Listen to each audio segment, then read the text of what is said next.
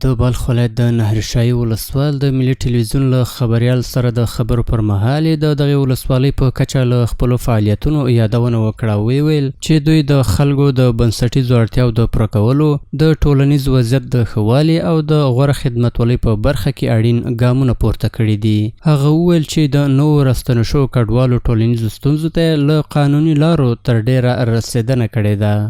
تقریبا 25 کیلومتر سرکا جغل اندازی شده، تقریبا به مربوطات 6 قریه و از 30,000 اضافه مهاجرین را کمک و جای دادن و ترتیباتشان جور شده و کارشان خوب منظم روان است.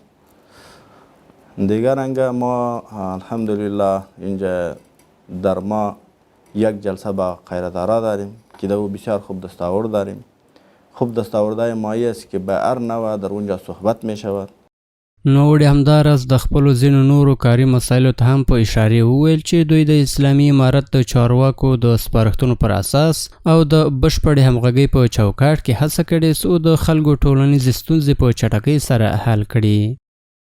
لله الحمد ما در یک ماه 4 مجلس امنیتی را داریم و با یک مجلس اداری را داریم به اداره خود. در 15 روز یک مجلس با ادارات دایر میکنیم و یک مجلس را با عموما به خیرتاران میگیریم که بعض مشکلات را هست با ما شریک میکنه. خلیل الحمد نیست مشکلات، الحمدلله مسئولین امارت اسلامی هر کس کوشش میکنه که مسئولیت خود را به طریقه خوب ادا بسازه.